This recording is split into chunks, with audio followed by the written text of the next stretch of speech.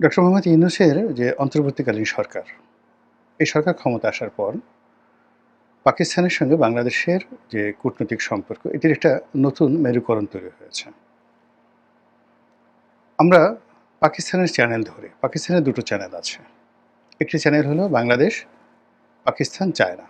আর এটা হলো বাংলাদেশ, পাকিস্তান, আমেরিকা। তো আমরা বাংলাদেশ, পাকিস্তান এবং চায়না, এই যে চ্যানেলটা, এই চ্যানেলটা বর্তমান ইউনূস সরকার ব্যবহার করার চেষ্টা করছেন। দ্বিতীয়ত, আমেরিকার আমাদের এখানে দুটো চ্যানেল রয়েছে, তিনটা চ্যানেল রয়েছে। একটা চ্যানেল হলো বাংলাদেশ, ইউরোপীয় ইউনিয়ন, আমেরিকা।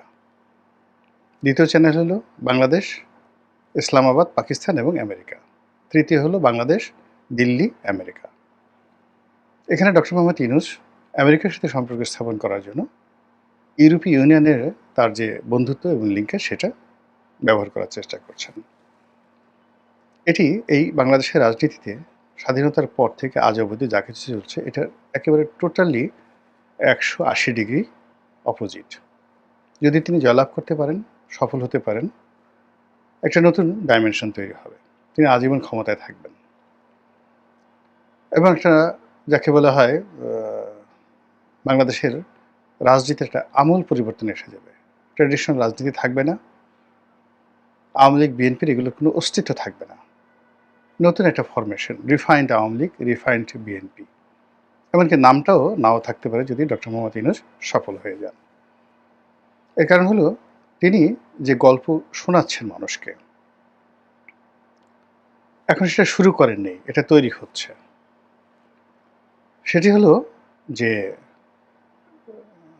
রাজনীতিবিদদের যে চিরাচরিত চাঁদাবাজি, দুর্নীতি, এগুলো হবে না।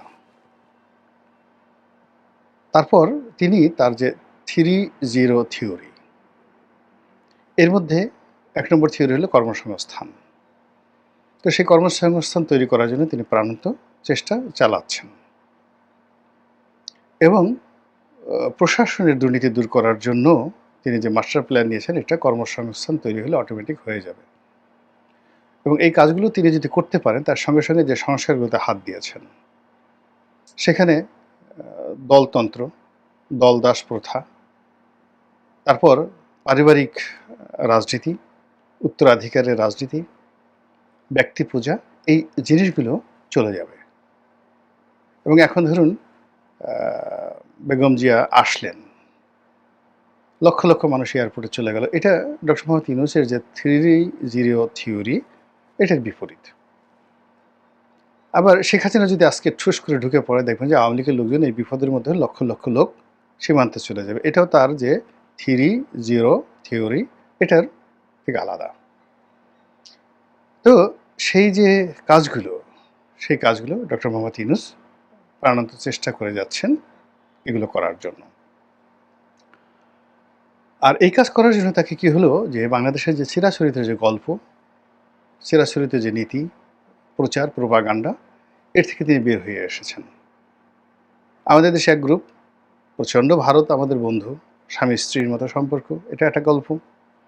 আর এক গ্রুপ হলো ভারত খুবই খারাপ, স্বাধীনতা যুদ্ধের সময় তারা এই লুটপাট করেছে, আমাদের এটা নিয়ে গেছে, ওটা নিয়ে গেছে, এবং তারা নিজেদের স্বার্থে বাংলাদেশকে টুকরো টুকরো করে ফেলতে পারে, যেভাবে তারা পাকিস্তানকে টুকরো করে বাংলাদেশকে স্বাধীন করে দিয়েছে। বাংলাদেশ চায়নি স্বাধীনতা, এটার একটা গল্প আছে। তিনি এই দুটো গল্পের বাইরে গিয়ে, একেবারে বাইরে গিয়ে তিনি বলছেন যে এমন একটা সংবিধান লাগবে, এটা আমেরিকার মতো একটা সংবিধান হবে, আধুনিক সংবিধান হবে। এমন একটা নারী নীতি হবে যে এই নারী নীতিটির সাথে কোনো গল্প থাকবে না, কিংবা ধর্মীয় কোনো উন্মাদনা থাকবে না, একদম আধুনিক একটা নারী নীতি হবে। এ খুবই ঝুঁকিপূর্ণ। এবং এই ঝুঁকিপূর্ণ কাজগুলো তিনি কি পারবেন? হ্যাঁ, অবশ্যই পারবেন, যদি শক্তি প্রয়োগ হয়। বাংলাদেশ হলো শক্তের ভক্ত, নরমের জন্য। আমাদের এই দেশে একটা সময় যে ইলিয়াস শাহী বংশের রাজত্ব চলছিল, সে সময়তে একজন গিয়াসউদ্দিন যে আজম শাহ, অর্থাৎ ইলিয়াস শাহী বংশের প্রতিষ্ঠাতা হলো শামসুদ্দিন ইলিয়াস শাহ, যিনি ফখরুদ্দিন মুবারক শাহের একজন অফিসার ছিলেন। তারপর তার পরবর্তীতে সম্রাট হলেন, বাদশাহ হলেন সিকান্দার শাহ। সিকান্দার শাহের পরে বাদশাহ হলেন গিয়াসউদ্দিন আজম শাহ। গিয়াসউদ্দিন আজম শাহের পরেই মূলত এই বংশটা ধীরে ধীরে পতনের দিকে যেতে থাকে। তো এই বংশের একজন রাজা, তার একজন প্রাসাদের দ্বাররক্ষী ছিলেন, হিজরা। তো ওই সময় রাজার সাথে বাংলাদেশের যে অভিজাত লোকজন যারা ছিলেন, আমির ওমরা, তাদের ভীষণ রকম যাকে বলে গণ্ডগোল শুরু হলো। তো গণ্ডগোল শুরু হলো এবং আমির ওমরারা বলতে থাকলেন যে এই রাজা আমাদের সম্মান দেয় না, মর্যাদা দেয় না। এবং সব আমির ওমরাই তখন যে সামন্ততান্ত্রিক প্রথা ছিল, সবারই নিজস্ব মিলিটারি ছিল। তো রাজা চিন্তা করলেন যে এরা আমাকে মানছে না, তারপরে সে অবাধ্য হচ্ছে, কাজে এর থেকে বাঁচার জন্য তিনি করলেন কি, প্রচুর দাস কিনলেন, দ্য স্লেভ ফ্রম আফ্রিকা। এবং সেই আফ্রিকার দাসের মধ্যে দুই ধরনের দাস ছিল, প্রাসাদরক্ষী, তার পার্সোনাল বডিগার্ড, মানে যার হেরেম যারা পাহারা দিত, এবং অনেকগুলো যাকে বলা হিজড়া ছিল, যারা ওই মহিলাদের যে অন্তঃপুর পাহারা দিত। তো এরকম হিজড়াদের যিনি নেতা ছিলেন, অন্তর্মহলে হিজড়াদের নেতা ছিলেন, সেটা রুকনুদ্দিন বারবাকশা, হিজড়া। একদিন এই রুকনুদ্দিন বারবাকশা তিনি তার বাদশাকে মেরে ফেললেন, সিংহাসনে বসলেন, একজন হিজড়া এই বাংলার। আর যে ওই যে সামন্ত রাজা যারা ছিলেন, তারা গিয়াসউদ্দিন আজম শাহের বংশধরদেরকে যারা সম্মান করতেন না, তারা সবাই এসে এই হিজড়ার পায়ের লুটুপুটি খেলো। এই হলো ক্ষমতা বাঙালির, শক্তের ভক্ত নরমের জম। আমার মতো একজন সাধারণ মানুষ এই জিনিসগুলো জানি। ডক্টর মোহাম্মদ ইউনূসের মতো একটা পণ্ডিত ব্যক্তি কি এই জিনিসগুলো জানেন না? অবশ্যই জানেন। এখন যেটা বলছিলাম যে তিনি একটা নতুন ডাইমেনশনের রাজনীতি শুরু করেছেন, এবং সেই রাজনীতি শুরু করেছেন পাকিস্তানের সঙ্গে। এখন এই যে সরকারের যে পাকিস্তান প্রীতি, পাকিস্তানের লোকজন আসছেন, জেনারেলরা আসছেন, পাকিস্তানের পররাষ্ট্র সচিবরা আসছেন, আর এর মধ্যে হঠাৎ করে যুদ্ধ শুরু হয়ে গেল। আর এই যুদ্ধে ভারত পাকিস্তান যে যুদ্ধে তাকে তো একটা পক্ষ অবলম্বন করতেই হবে। এবং এই যুদ্ধ শুরু করার আগেই, বেশ কয়েকদিন আগে যখন যুদ্ধ হই হই করে হচ্ছিল, তখন তিনি হঠাৎ করে বললেন যে যুদ্ধের প্রস্তুতি লাগবে। তাহলে এই যুদ্ধের যে প্রস্তুতি হয়তো শুরু হয়ে গেছে তার হুকুমে, তাহলে তাকে একটা পক্ষ অবলম্বন করতে হবে। তিনি কি ভারতের পক্ষে থাকবেন, না পাকিস্তানের পক্ষে থাকবেন? এখানে সবাই আমার বন্ধু। এই থিওরিতে তো মানে যারা আওয়ামী লীগ তারা করে, গোপনে গোপনে ভারতের সাথে বন্ধুত্ব, আর বলে আমার সবার সাথে বন্ধুত্ব। আবার গোপনে গোপনে পাকিস্তানের সাথে সম্পর্ক, কিন্তু তলে তলে ভারতের সাথে সম্পর্ক বিএনপি করে। কিন্তু ডক্টর মোহাম্মদ ইউনূস তো এর থেকে বের হয়ে গেছেন এবং বের হয়ে যাবেন। তিনি straightforward, very straightforward. কে কি মানলো বা না মানলো ডাজ নট ম্যাটার। এবং তার যে পররাষ্ট্র তার যে যাকে বলা হয় মিলিটারি অ্যাডভাইজার যিনি রয়েছেন, তিনি অতি সম্প্রতি অনেক সুন্দর একটা কথা বলেছেন, আমার ভালো লেগেছে। তিনি বলেছেন যে আমাদের প্রতিবেশী যারা আছেন তাদের সঙ্গে আমাদের দেখা হবে, কথা হবে, আলোচনা হবে। এটি নিয়ে বাইরের লোক কে কী বললো না বললো তাতে আমাদের কিছু আসে যায় না। অর্থাৎ তিনি আরাকান আর্মি যে জায়গা দখল করেছেন, আমরা স্বীকার করি বা না করি, তারা তো এখন আমাদের প্রতিবেশী, তাদের সঙ্গে তো আমাদের ডিল করতে হবে। তো এই কথাটা কিন্তু যদি শেখ হাসিনা বলতে পারতো, তাহলে কিন্তু তার আজকের এই পতনটা হতো না। এই আরাকান আর্মি যে সময়টিতে তাকে অফার দিয়েছিল, এতদিন 12 লক্ষ রোহিঙ্গা যদি চলে যেত সেখানে, তো আজকে শেখ হাসিনার আজকের এই অবস্থা হতো না। সেম অবস্থা বিএনপির জন্য অনেক উদাহরণ রয়েছে। তো এখন ডক্টর মোহাম্মদ ইউনূস কিন্তু এরকম একটা স্ট্রেট ফরওয়ার্ড জায়গাতে চলে আসছে। তিনি রোহিঙ্গাদের সঙ্গে সরাসরি যোগাযোগ করতে চান। তিনি আরাকান আর্মির সঙ্গে সরাসরি যোগাযোগ করতে চান। আরাকান আর্মিকে লজিস্টিক সাপোর্ট দেওয়ার জন্য জাতিসংঘের মাধ্যমে তিনি একটা করিডোর দিতে চান। তারপর কি হবে না হবে এটা পরের ব্যাপার। কুল্লু খালাস। Very straight forward.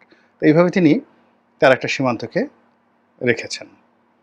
অন্যদিকে অন্য সীমান্ত তিনি সেখানে ভারতের সাথে কনফ্রন্টেশনে যেতে চাচ্ছেন। ছাড়াছাড়ি নাই। আর এই কাজ করার জন্য তিনি চীনের সঙ্গে এবং পাকিস্তানের সঙ্গে একটা অকৃত্রিম বন্ধুত্ব করতে চাচ্ছেন। এবং এক্ষেত্রে যদি তিনি সফল হন, 100% সফল হন, পুরো বাংলাদেশের রাজনীতির যাকে বলা হয় মোড় পাল্টে যাবে। এমনকি মানচিত্র বড় হতে পারে, ছোট হবে না, তিনি যদি সফল হন। কিন্তু যদি তার এই প্রক্রিয়াটা বুমেরাং হয়ে যায়, উল্টো হয়ে যায়, তাহলে যেভাবে আমরা মানচিত্র বড় করার কথা বলছিলাম, অন্যদিকে সেই মানচিত্র খণ্ডবিখণ্ড হবে, ছোট হবে, না থাকবেই না? এটাও একটা কিন্তু বড় প্রশ্ন। ২ নম্বর হলো যে আমরা পাকিস্তানের যদি পক্ষ অবলম্বন করি, সেক্ষেত্রে আমাদের যে ভবিষ্যৎটা কেমন হবে? এবং আমরা যদি ভারতের সঙ্গে টেক্কা দিয়ে টিকে যাই, তাহলে কিন্তু বাপের বেটা সাদ্দাম। এতে কোনো সন্দেহ নেই। আর যদি টিকে না যাই, সেক্ষেত্রেও আমাদের কিন্তু যাকে বলা হয় দুর্ভোগ পোহাতে হবে। তো কাজেই এখন মন মাঝিদের বৈঠা নেড়ে আমরা আর বাইতে পারলাম না। যা কিছু হচ্ছে আমরা জনগণ ঠিক ওইভাবে চলে গেছি। কিন্তু এটা হলেও কিন্তু রক্ষা হবে না। যেমন আওয়ামী লীগের অনেক লোককে আমি বলতাম, দীর্ঘদিন ধরে বলতাম, টেলিভিশনে বলেছি, টক শোতে বলেছি যে, শেখ হাসিনা কিছুই হবে না। তিনি চলে যাবেন। নিরাপদ সেফ এক্সিট তিনি পেয়ে যাবেন। কিন্তু আল্টিমেটলি দেশের কোটি, কোটি আওয়ামী লীগের যারা নেতাকর্মী, যারা দুর্নীতির সাথে জড়িত নয়, এমনকি আওয়ামী লীগের যারা দুর্নীতি করে তাদেরকে তারা ঘৃণা করেন, তাদের সাথে তাদের অনেক শত্রুতা। অনেক নিরপরাধ আওয়ামী লীগ নেতাকর্মী আওয়ামী লীগের দুর্নীতিবাজদের দ্বারা নিষ্পেষিত হয়েছে, নির্যাতিত হয়েছেন, জেল জুলুমের শিকার হয়েছেন। তো তারা কিন্তু ওইভাবে প্রতিবাদ করেননি। যদি করতো আজকে এই অবস্থা হতো না। দেখলাম কোন একটা জেলার ভাইস প্রেসিডেন্ট, আওয়ামী লীগের ভাইস প্রেসিডেন্ট এবং একটা কলেজের অধ্যক্ষ, তাকে কে বা কারা ধরে নিয়ে একটা রুমের মধ্যে আটকে তার মানে পশ্চাৎ দেশে একেবারে পাছার উপরে বড় বাঁশের লাঠি দিয়ে বেদম প্রহার করছেন। বয়স্ক মানুষ, সম্মানিত মানুষ, চিৎকার করতে পারছেন না, কিন্তু বোবা কান্নায় একটা বিরূপ দৃশ্য তৈরি হয়েছে, মর্মান্তিক দৃশ্য। এখন এই যে দুর্ভোগ এবং দুর্দশা, এটা তো একদিনে আসেননি। তিনি একজন অধ্যাপক মানুষ বা একজন অধ্যক্ষ মানুষ, কেন তিনি আওয়ামী লীগের রাজনীতি করতে যাবেন? এই আমাদের দেশে একজন ভাইস চ্যান্সেলর ছিলেন। তো তিনি সেই ভাইস চ্যান্সেলর, সবচেয়ে বড় একটা বিশ্ববিদ্যালয়ের ভাইস চ্যান্সেলর। সে বললেন যে এটার চাইতে তিনি যদি যুবলীগের প্রেসিডেন্ট হতে পারেন, that will be more pride and prestigious for him and lucrative for him. এখন চিন্তা করেন তিনি কোথায় আছেন আমি জানি না।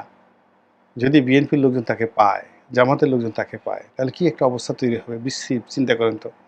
এরকম মানে এখন আবার এই যে ডক্টর মোহাম্মদ ইউনূসের যে ঘটনাটা তিনি ঘটাতে চাচ্ছেন, তার যে 3-0 থিওরি, তার যে পাকিস্তান প্রীতি, তার সঙ্গে সঙ্গে জনগণের একটা বিরাট অংশ যারা তাকে সমর্থন করছেন এবং তিনি জনপ্রিয় ইসলামপন্থীদের মধ্যে, তারা তো পাকিস্তানের নামে পাগল, দেওয়ানা, দিল কিউ না ধাক ধাক করে। তো এই যে একটা ভাই হচ্ছে বাংলাদেশে পাকিস্তান প্রীতির, এটাকে আমরা যারা জনগণ, আমরা যদি ওন করি, একত্র থাকি, তাহলে এক ধরনের ফলাফল হবে। আর আমরা যদি নীরব থাকি বা হালকা বিরোধিতা করি বা বিরোধিতা করি, বিভেদ বিসংবাদ করি, তারও কিন্তু মারাত্মক পরিণতি হবে। কাজেই কিছু কিছু বিষয়ে এই যুদ্ধকালীন সময়টিতে ঐক্যমত্য হওয়া দরকার। যদি ডক্টর মোহাম্মদ ইউনূসের এই পাকিস্তান প্রীতি আপনার আমার ভালো না লাগে, আমাদের শক্তভাবে তাকে নিবৃত করা দরকার, তার বিরোধিতা করা দরকার। আর যদি আমরা সেটা না পারি, তাহলে তার এই কর্মে আমাদের সমর্থন দেওয়া উচিত। মাঝামাঝি হবে না। বিজয়ী হলে আমরা সবাই লাভবান হব, আর পরাজিত হলে আমাদের সবাইরই পশ্চাৎ দেশে বাড়ি পড়বে। It's okay, quite okay. তো এখন সেই দিক থেকে এই যে পাকিস্তান প্রীতি শুরু হয়েছে, বাংলাদেশে এখন সয়লাভ, মানে অবস্থা দেখে মনে হচ্ছে যে ভারত আর পাকিস্তান যুদ্ধ করছে না। হ্যাঁ, আমরা বাংলাদেশ পাকিস্তানের সঙ্গে একসাথে যুদ্ধ করছি ভারতের সঙ্গে। ফলে ওখানে কয়টা বন্দুকের গুলি ঝরলো, কয়টা প্লেন পড়লো, তারপর যুদ্ধের ফলাফল কি? আমাদের ঘুম হারাম করে দিয়েছে। আমরা মহা খুশি পাকিস্তানের বীরত্ব দেখে। এখন আসলে ওখানে কি হচ্ছে আমরা তো জানি না। রয়টার্সের কিছু সংবাদ আমরা পাচ্ছি, তাও খণ্ডিত। আল জাজিরাও ঠিকমতো বলতে পারছে না।